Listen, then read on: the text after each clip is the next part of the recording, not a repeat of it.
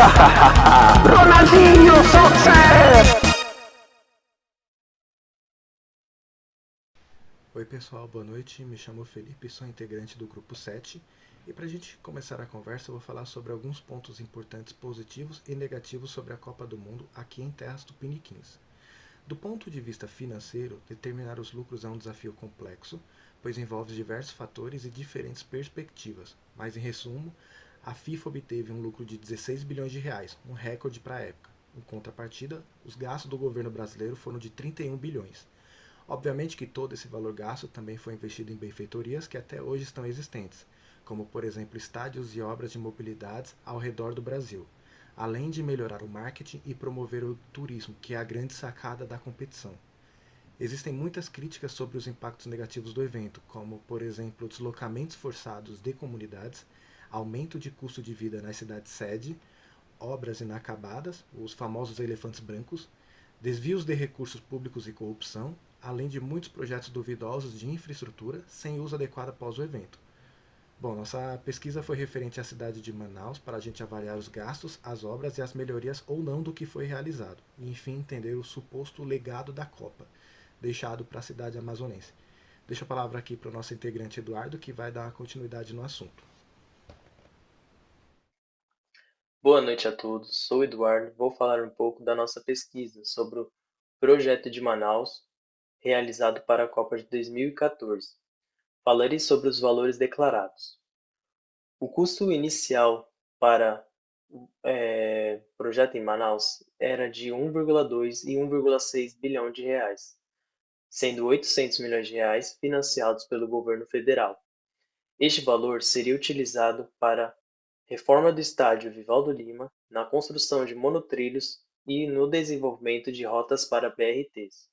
O Aeroporto Internacional Eduardo Gomes e o Porto de Manaus também seriam incluídos nessa reforma. Porém, o Ministério Público Federal e o Tribunal de Contas da União questionaram esse orçamento que passava do 1,5 bilhão. O orçamento do monotrilho apresentava dados incompletos, e a Arena da Amazônia, o estádio Vivaldo Lima, também tinha sinais de superfaturamento em seu orçamento. Isto foi comprovado em investigações futuras. Foram solicitados para que os governos envolvidos fizessem adequações e correções nesses valores, o que não foi atendido. Em meio a desconfianças, o juiz federal Rafael Leite seguiu o que o Ministério Público Federal indicava e suspendeu o projeto, impossibilitando que a Caixa Econômica Federal prosseguisse com o empréstimo. Mais tarde, a Arena da Amazônia teve seu valor de orçamento reduzido de 615 milhões de reais para 550 milhões de reais. Deixo agora a palavra para Cleiton para que ele fale um pouco sobre as obras realizadas e também as obras inacabadas até hoje. Agradeço a todos e uma boa noite. Boa noite, gente. Tudo bem com vocês? Eu sou o Cleiton. Vamos lá. Primeiramente, eu gostaria de falar sobre as obras realizadas, tá? Podemos listar a Arena da Amazônia, 2 centros oficiais de treinamento, um centro integrado de comando e controle para coordenar as ações de segurança durante os eventos. Podemos listar também o aeroporto, que foi reformado, foi ampliado para atender a alta demanda gerada pelo fluxo aéreo e movimentação de pessoas e bagagens, tá? A rede a rede de hoteleiras foi reorganizada, né? Foi reformada e construído novos hotéis, tá bom? Algo muito importante que na pesquisa tem me chamado a atenção, que foi sobre o transporte público também, tá? Que foi construído novas linhas de ônibus, terminais e frota de ônibus renovado. Podemos citar também como benefício implantados as melhorias na segurança através de tecnologias, capacitação de diversos profissionais em diversas áreas para atender a demanda internacional e as promoções também do marketing da cidade perante o mundo. Já em contraponto, as obras inacabadas, infelizmente. Quero começar a falar um pouco delas. As obras inacabadas seriam de grande utilidade para a população, como, por exemplo, o trem de alta velocidade que liga Manaus a Porto Velho. Duas obras importantes, como o veículo leve sobre trilho e o BRT, que em tradução seria o tráfego rápido, que nem sequer saíram do papel.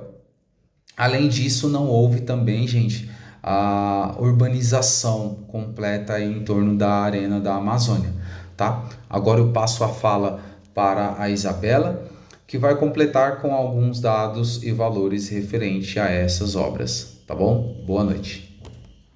Boa noite, pessoal. Eu sou Isabela e, bem, falando sobre os dias atuais, Manaus segue sem melhorias no transporte público. Das promessas feitas, apenas saíram do papel em 2014 a Arena da Amazônia e algumas instalações no Porto de Manaus. O Aeroporto Internacional Eduardo Gomes também foi reformado. As obras sofreram diversos atrasos e foram adicionados cerca de 73 milhões de reais nos custos da obra. Essa obra teve um total de 444,46 milhões. Até os dias atuais, é extremamente difícil encontrar com clareza a quantidade de dinheiro que foi liberado para Manaus durante a Copa. Mas, juntando os fatos, entendemos que foi liberado 444,6 milhões para a reforma do aeroporto e porto. Já a Arena da Amazônia teria inicialmente o custo de 605 milhões de reais.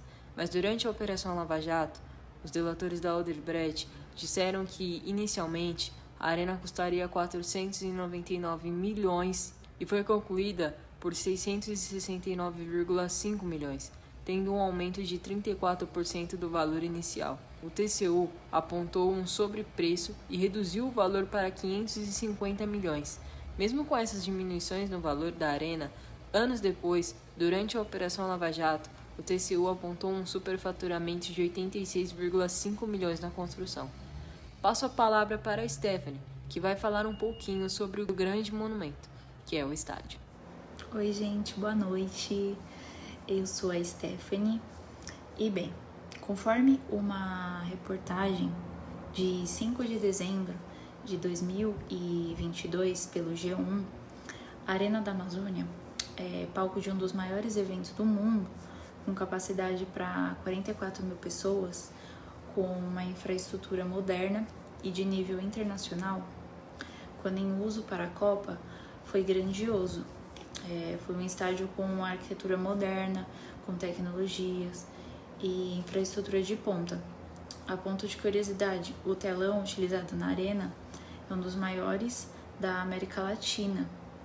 Atualmente, ela recebe muito mais eventos culturais, como, por exemplo, congressos, shows internacionais, do que propriamente para o propósito que foi construído, já que não há grandes clubes para necessitar de toda essa estrutura e principalmente pelo alto custo do aluguel para esses clubes com menor potencial econômico. Os seus impactos positivos foi impulsionar a prática do futebol e a atração de eventos esportivos e culturais.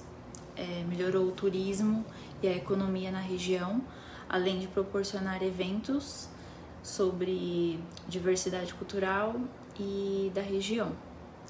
Já seus desafios de se manter toda essa estrutura é de que a subutilização dele foi devido à grandiosidade da obra. É mais difícil ter eventos que necessitem de tal devido aos custos. A manutenção é muito alta, gerando debates sobre a viabilidade econômica do estádio e pelo fato de o estádio ser afastado do centro da cidade e pela falta de transporte público eficiente. Torna mais difícil o seu acesso para a parte da população. Agora eu vou passar a palavra para o Maciel, que vai falar sobre alguns detalhes adicionais. Tchau. Fala galera, boa noite, me chamo Maciel. Bom, complementando do que a Stephanie nos informou sobre o estádio, há ainda reclamações pela população por problemas estruturais no estádio, como estruturas quebradas e goteiras espalhadas pelo estádio, mostrando o quão difícil economicamente é manter esse estádio. Além disso, comerciantes da região relatam a dificuldade em manter seus comércios na região, já que, além de afastado do centro, ainda conta com pouco movimento econômico, sendo apenas considerado economicamente viável nos dias de eventos no estádio, já que as vendas nos comércios e hotéis ficam mais movimentados. Porém, nos dias comuns há um certo abandono da região. Moradores locais ainda relatam problemas na segurança, até mesmo em dias de grandes eventos na região, onde que há pouca atuação da segurança pública, tornando as ruas mais inseguras para os comerciantes e espectadores. Importante também relatar um problema grave em seu acesso via transporte público, já que foi criado uma faixa exclusiva de ônibus para acessos em seus terminais ao lado esquerdo. Porém, grande parte da frota dos ônibus locais não tem portas de saída do lado esquerdo, somente para o direito, causando desuso da faixa exclusiva e também dos terminais, criado ao lado esquerdo. O Centro de Apoio ao Turista, que seria um ponto de acolhimento aos turistas e visitação ao centro histórico da cidade, encontra-se abandonados na praça onde fica localizado. É possível encontrar bancos quebrados, descarte de lixo irregular, problemas de alagamentos durante fortes chuvas e problemas de furto de patrimônios públicos na praça. De acordo com a Prefeitura, há já licitação para reformar e ampliação desse CAT. Porém, a Prefeitura não informou o quanto foi gasto e quando entregará. Inclusive, nessa nossa pesquisa, a maior dificuldade foi encontrar valores gastos reais, divulgados em sites ou diário oficial da União, tendo inclusive uma investigação da Lava Jato, o que a Isabelle mencionou um pouco antes, onde houve um superfaturamento de 86 milhões na Arena da Amazônia. Repasso a palavra para o Felipe para um breve resumo sobre isso tudo. Muito obrigado. Bom, obrigado, Max. Antes de passar o resumo a vocês, vou mostrar um trechinho de um vídeo de um noticiário local que foi apresentado na televisão amazonense em 30 de setembro de 2011, aproximadamente 3 anos antes da Copa. E nesse período é possível já constatar as dificuldades e os atrasos que a cidade já estava, pois o anúncio da FIFA que o Brasil seria o país sede foi em 2007.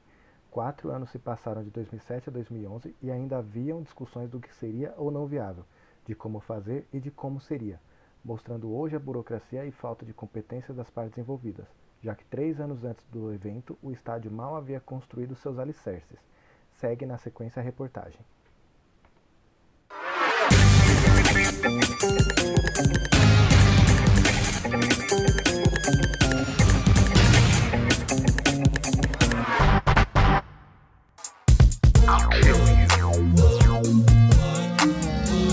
Copa do Mundo, o maior evento esportivo do planeta. A cada 4 anos, um país é escolhido. Em 2007, o Brasil foi confirmado como sede da Copa de 2014. O que isso significa? Para os brasileiros, uma chance de conquistar o tão sonhado hexacampeonato. Mas não é só isso. Para ser sede da Copa do Mundo, não é necessário apenas conquistar o disputado privilégio perante a FIFA. É preciso corresponder às complexas exigências da entidade. Segundo dados do site Transparência do Governo Federal, os investimentos em infraestrutura, ampliação da rede hoteleira e na reforma e construção dos 14 estádios vão passar dos 23 bilhões de reais. Só o custo da Arena da Amazônia, única obra em andamento em Manaus, chega perto de R$500 milhão. o Brasil enfrenta grandes problemas para conseguir atender às exigências da FIFA. Manaus, Recife, Natal e Cuiabá são as piores cidades em saneamento. Em Manaus, apenas 11% da população tem acesso à rede de coleta. Para ajudar o Brasil a enfrentar as dificuldades que é sediar uma Copa do Mundo e melhorar a qualidade de vida da população, o Banco Interamericano de Desenvolvimento promoveu o seminário Sustentabilidade e Legado Copa 2014. O seminário reuniu representantes da República da Coreia, Alemanha, África do Sul, Inglaterra e Espanha, países que já sediaram a competição, para compartilhar experiências no processo antes, durante e depois da Copa do Mundo. Trazer as experiências de outros países na organização das Copas do Mundo, mas com um foco especial, um foco na infraestrutura social, um foco no desenvolvimento social, no desenvolvimento humano. Apesar da preocupação em ajudar o país, o representante do BID, banco que nos últimos 10 anos investiu mais de 7 bilhões nas cidades-sede, acredita que o Brasil estará pronto e explica que a organização não é o mais importante. Eu estou seguro que todo o Brasil está preparado. O grande desafio não é a organização da Copa. O grande desafio é saber que vai ficar ao dia seguinte da terminação da Copa. E estamos comprometidos com esse processo. Durante o evento, o governador do Amazonas explicou que só a construção da Arena da Amazônia não transforma a vida da população. Construção de uma arena, isso aí não deixa absolutamente nada para a cidade de Manaus nem para o povo amazonense. O custo tem que ser alto, mas você tem que dar benefícios altos para a população. E a oportunidade para você ter áreas e espaços para a população usufruir, além da mobilidade urbana, que é o grande objetivo nosso nesse primeiro momento. O representante do Ministério do Meio Ambiente lembrou que o governo espera que a Copa deixe um legado positivo para o Brasil. O que deve ser o legado da Copa do Mundo? Um legado positivo, né? Porque nós esperamos que a Copa deixe não problemas, mas soluções que depois possam ser, inclusive, ter continuidade para enfrentar problemas sérios das nossas cidades, como, por exemplo, o problema da mobilidade, o problema de resíduos sólidos. Em 2014, depois dos 30 dias de competição, ganhando ou não a Copa, o povo brasileiro vai sair como campeão, com um país mais estruturado e preparado para grandes transformações.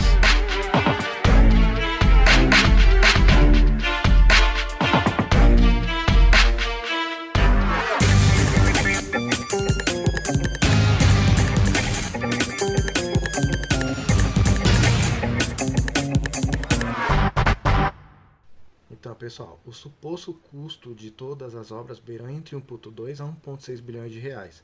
Houve questionamentos sobre os valores reais, já que algumas obras nem projetos oficiais existiam. Além do estádio, também houve reformas em locais da cidade e hotéis, assim como novas edificações, reformas e expansão do porto e do aeroporto. Projetos de mobilização urbana foram criados, porém muitos nem sequer saíram do papel e tivemos que dar nosso jeitinho brasileiro para resolver problemas. Só que nesse nosso jeitinho criativo de resolver problemas, criou problemas como de subutilização de áreas, abandonos e até mesmo desistência de alguns projetos de infraestrutura. O grande estádio, que foi até pauta da Lava Jato com suspeitas de superfaturamento, hoje está subutilizado e com alguns problemas estruturais, e a própria prefeitura pensa sobre a viabilização da manutenção do estádio, já que eventos esportivos grandiosos não são comuns por lá, e eventos culturais e shows são escassos durante o ano, o que torna uma grande obra sem utilidade por parte do ano. Os próprios clubes locais têm certa dificuldade de utilizar ele devido ao alto custo de locação. Comerciantes e moradores locais reclamam da dificuldade de acesso ao estádio, já que é distante do centro da cidade, e a falta de segurança pública no local. Já falando no centro da cidade, há o CAT, que é o Centro de Apoio ao Turista, que fica localizado em uma praça que está completamente abandonada, havendo má conservação do patrimônio público e ainda por cima furtos de estruturas e alagamentos. Então o legado da Copa para Manaus fica um grandioso estádio moderno ao entorno de problemas de infraestruturas, suspeitas de corrupção e subutilização. Afinal de contas, como diz um grande pensador moderno, não se faz uma Copa do Mundo com hospitais, não é mesmo? Bom, então, em nome do grupo, agradecemos pelo tempo de vocês e até mais.